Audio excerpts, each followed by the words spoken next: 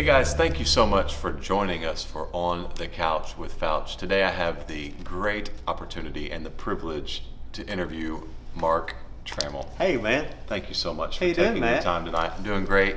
Just to let you guys know, we have been trying to do this interview for, Months.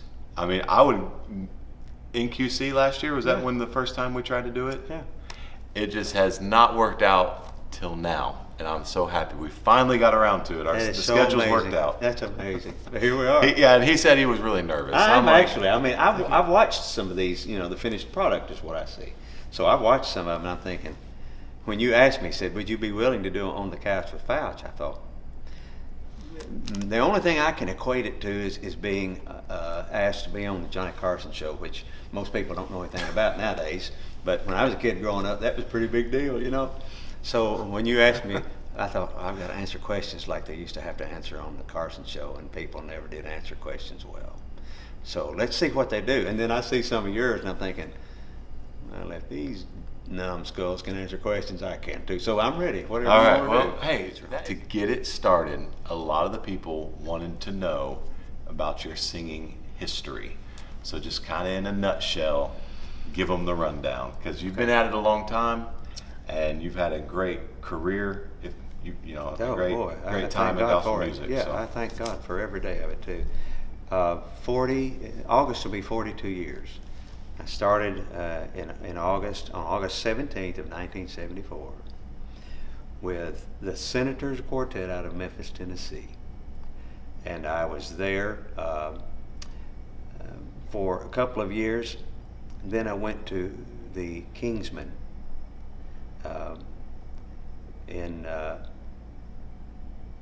in place of Jim McCauley, who played bass for the Kingsmen, the mighty Kingsmen, a ton of fun. But by the time I had gotten there, they'd lost some weight. Started working out. And Anthony Berger, instead of Nick Bruno, and me instead of Jim McCauley. So we were both real slender back in those days. Yes. I was a mere 145 pounds and a head full of real dark hair. And boy, those were the days. But anyway, we'll go into that. But went from the Kingsmen, of course, to the Cathedrals. I was with the Kingsmen until July of 1980. And then was with the Cathedrals for almost 11 years before moving back south to East Tennessee, and Gerald Wolfe and I started Greater Vision. And Chris was the very first of the tenor singers that would come through that camp, and of course the rest is history for them. They're in their 26th year, and God's using them in a great way. And I'm honored to have been a part of those beginning days. And then I moved even further south. Being from Arkansas, I like the South. So my wife and I just kept moving back toward the South, and the opportunity came open for me to be able to be in a quartet, and for my wife to be closer to her family. She was 2 hours away instead of 7. So that helped her when they were getting up in years before they went home to be with the Lord. So that all worked out well. And I was there for about 8.5 years before we started this. That was in Gadsden, Alabama, with Gold City. Yes. And then, of course, we started this, and next month will be 14 years ago. Wow. And that don't seem possible either, but it's here. As a kid, as a teenager, did you ever think that this path is what your life would be? No. And now here I am, 42 years into a career, and some of those precious days of my life are spent with Glenn Payne and George Johns. Mm-hmm. And a dream came true far earlier in my life than I really anticipated. And now that I'm where I am, it came true earlier than I really wanted it to. I'd love for them to still be around and me to be able to be with them now, because I now know how to enjoy and appreciate where I was. Right. And of course, that's the way with everybody, I'm sure. But what one piece of advice would you give a 20-year-old Mark Trammell? Enjoy the process would be the first thing that would come to my mind. Enjoy the process of growth, where God takes you from one place to another. Enjoy your time there. In every part of our lives, there's work involved in what we do. That work's not going to go away in 99% of the cases. So the work's going to be there. The things that are less than wonderful about what you do are always going to be. It doesn't matter where you go, there's going to be things there. So enjoy the process of being able to go through this particular season of your life. Because it won't last a long time. And all of a Right. sudden you'll be in the next season, you don't even know it. Right. You wake up- Tanashi, and I'm so sorry if you're watching. I have no idea how to say your last name, so I'm not even going to try. And I hope I got the first name right.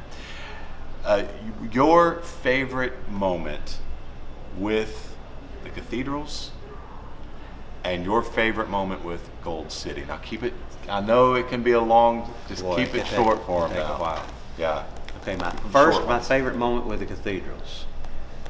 Outside of my salvation experience on the golf course, July 13th, 1988, outside of that, which was my favorite moment in life, was watching the London Philharmonic Orchestra as we were doing a rough vocal walkthrough. They were rehearsing what they were about to put down for us in the recording process. And we walked out. Larry Goss, our arranger producer, had us to walk out and sing For What Earthly Reason, the song that Danny was featured on.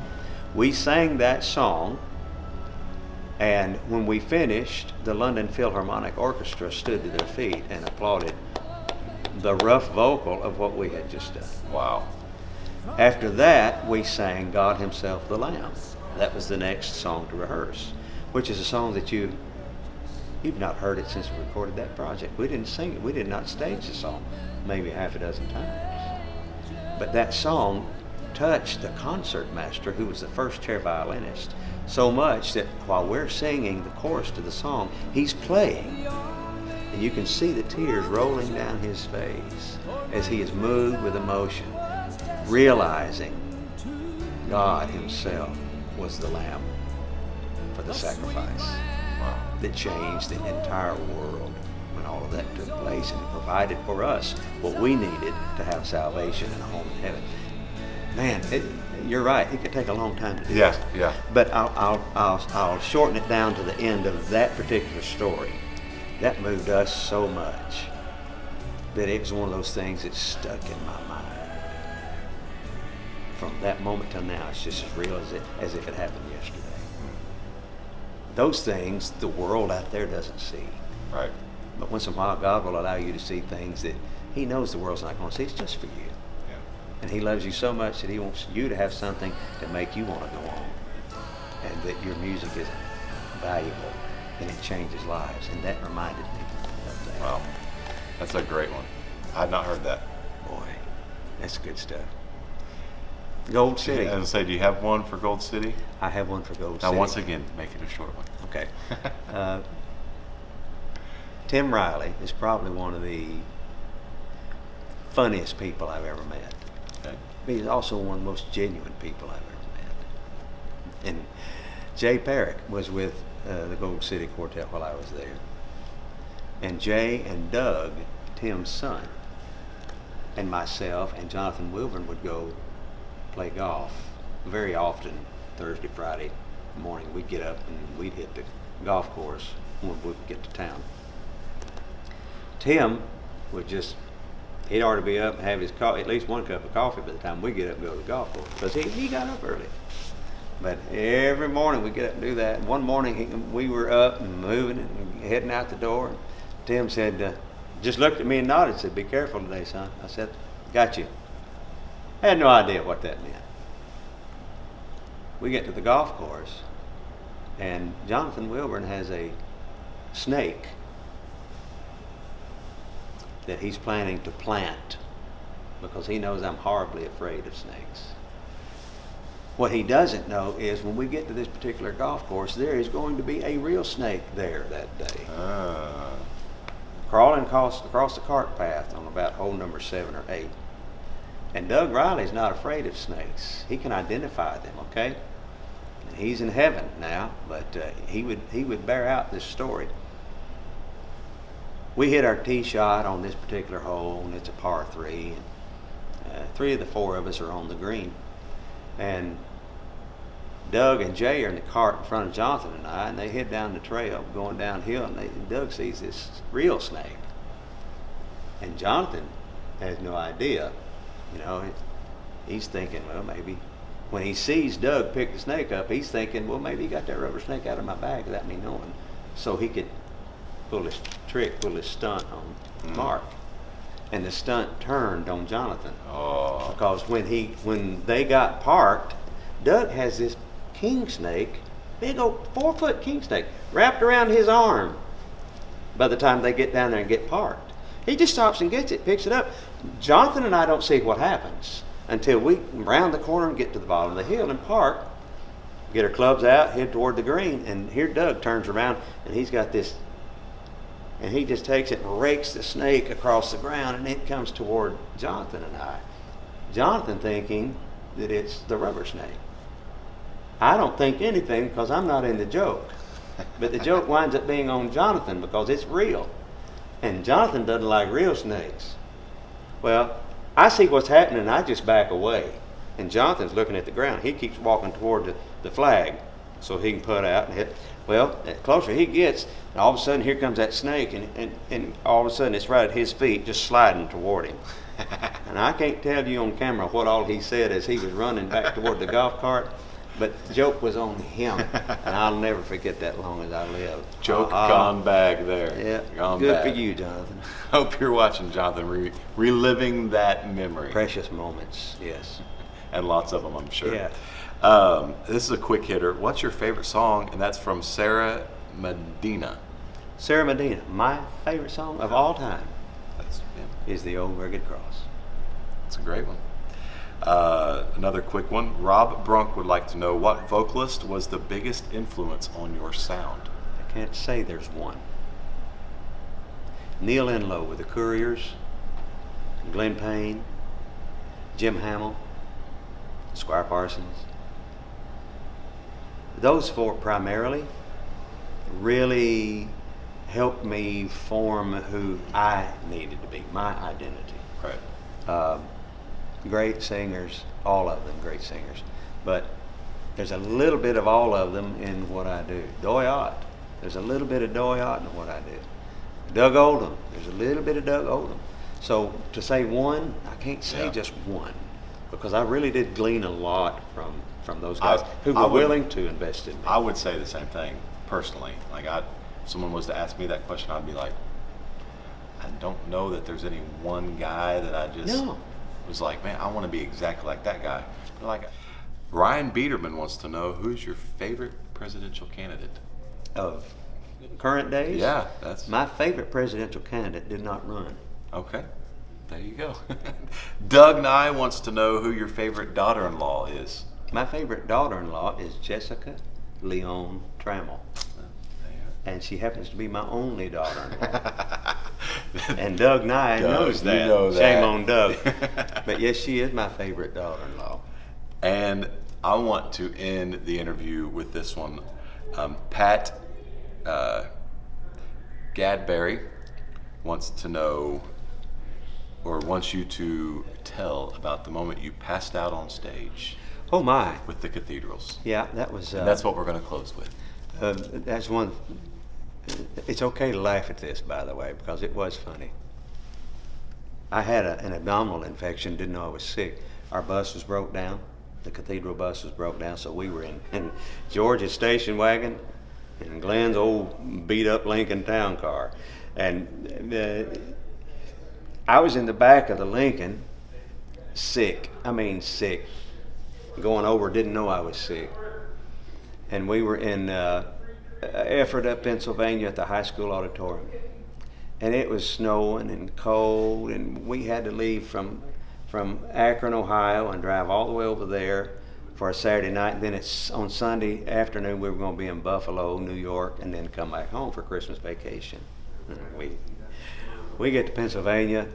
Of course, we're not in the bus, so everything's just disheveled. It's everywhere. Our suits are here, and we're there, and we're trying to get everything. And I start feeling worse. And by the time we get on the stage, I'm feeling really bad. I've not told anybody I'm feeling bad, but I don't feel good at all.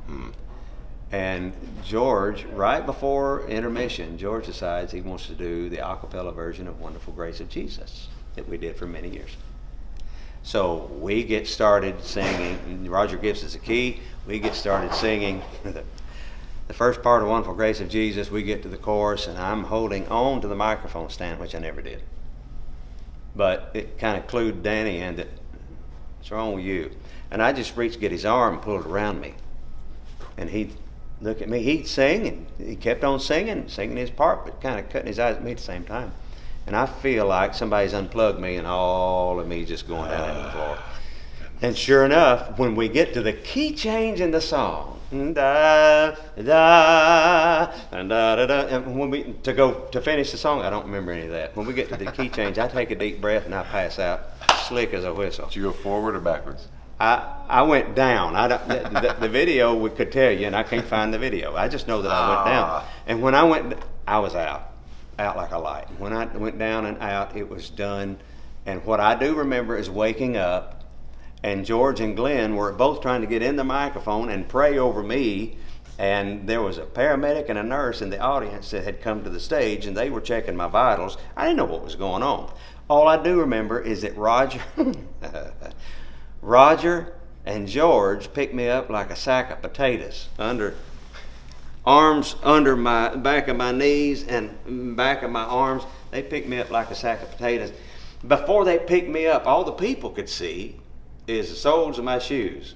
I was out. I was down for the count, buddy. I didn't know what had happened to me until they got me to the hospital, and then I figured they found out that I had a lower abdominal infection and just sick as a dog. Knocked you out. It did. But when I passed out, of course, you know how vital it is what you do right before intermission. That can make or break your sales. Well, right. Sales is gone because everybody's worried about Mark. Did Mark die? So that was history. When I saw the video, when I saw this take place, I was still at the hospital, and guys had to carry on. So when they came back after the intermission time, when they came back, they were trying to decide what they could do, put things together and have Roger. George, somebody had asked for a Christmas song. So George looked at Roger when they said, "Can y'all do God Rich You Merry Gentlemen?" George looked at Roger and said, "Roger, can you do Mark's part?" And he's standing over next to the piano, just standing there. "Can you do Mark's part?" And the next thing you see on video is Roger acting like he's passing out right into the floor. That's good. Yes. That's good. He did my part. Yeah, there you go. Idiot. Exactly right on it. Thank you so much, Mark. Appreciate it. That's a wonderful Been a story joy. and a great wrap up to this episode of On the Couch with Fouch. Thanks again for joining me. It didn't hurt at all. There you go. It was easy enough. Be sure to subscribe here on YouTube, and until next time, thanks a lot.